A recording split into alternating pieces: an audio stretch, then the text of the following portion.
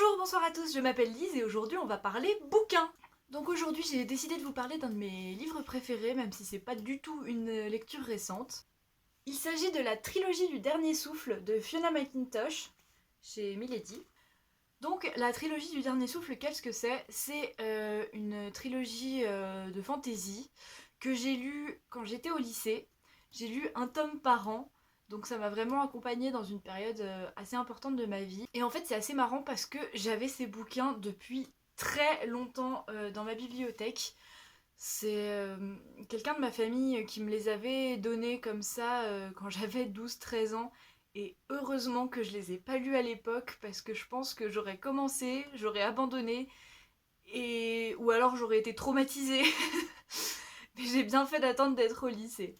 Donc de quoi ça va parler J'ai pas envie de vous en dire trop sur l'histoire parce que je pense qu'il faut la découvrir comme je l'ai découverte moi, c'est-à-dire avec simplement le résumé du premier tome que je vais vous lire tout de suite. Alors par contre je vous préviens, pour les noms des gens et des lieux, je risque de le prononcer très très mal parce que je me suis fait des prononciations dans ma tête qui doivent pas du tout être bonnes, mais tant pis.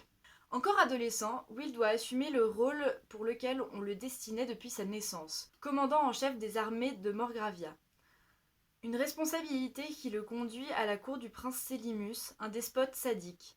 Là, un geste de bonté envers une sorcière condamnée au bûcher vaudra à Will un don miraculeux, ainsi que la colère de son seigneur et maître.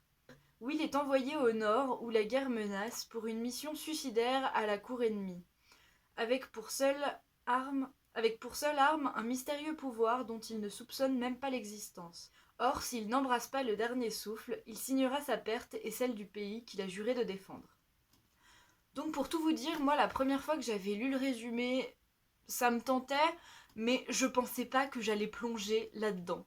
Ça a été une révélation. J'ai vraiment mis les pieds dans un monde que j'ai adoré. Si ça vous dit rien de plus, je vous invite à aller voir pourquoi pas un résumé un petit peu plus spoilant sur internet. Parce que ce qui est raconté dans le résumé, c'est vraiment rien de l'histoire. Mais c'est pas mal aussi si on n'en sait pas trop. Alors par contre, je vous le dis tout de suite, c'est pas un livre que je conseille à tout le monde, hein. Vraiment, je pense qu'à partir de 15 ans, ça peut le faire. Et encore, ça dépend de la sensibilité des gens. Parce que c'est très très dur et très très lourd pour certains trucs. Euh, le don de Will, son pouvoir, c'est autant quelque chose de bien pour lui, autant qu'une malédiction, quoi. C'est vraiment une accumulation de choses dures, lourdes à porter, qui s'accumulent et ça peut être très dur, autant psychologiquement que pour tout. Enfin, pour vous donner une idée, dans le premier tome, il y a un chapitre euh, sur une scène de torture qui doit durer 30 à 50 pages, quelque chose comme ça. Donc voilà, ça présume bien du truc. Après, par contre, je vous le conseille autant si vous adorez la fantasy, que vous lisez que ça et tout, autant que si vous n'en avez jamais lu et que vous avez envie de découvrir. Parce que je pense que ça reste quand même très accessible, mis à part le fait qu'il faut avoir le cœur et le cerveau bien accroché, quoi. Donc voilà, la trilogie du dernier souffle, c'est 3 bouquins qui ont l'air gros comme ça, mais qu'on ne peut pas lâcher avant de les avoir finis. C'est énormément de personnages hyper bien construits. Will, je me suis directement identifiée à lui dès le début. Les autres personnages ne sont pas plats, ils ont vraiment plusieurs facettes et c'est très très bien fait. C'est une histoire qui mêle magie, sentiment, il y a même de la romance, il y a de tout. C'est trop bien. Je le conseille vraiment, vraiment tout de suite. Si vous ne l'avez pas lu, allez le lire.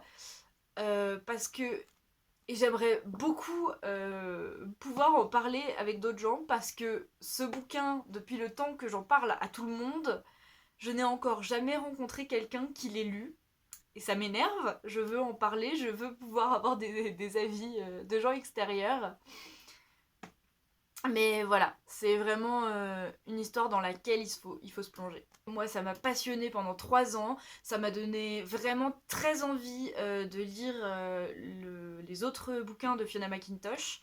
Je sais qu'elle a fait plusieurs séries de fantasy et sous un autre nom, je sais plus lequel, je vous le marquerai quelque part.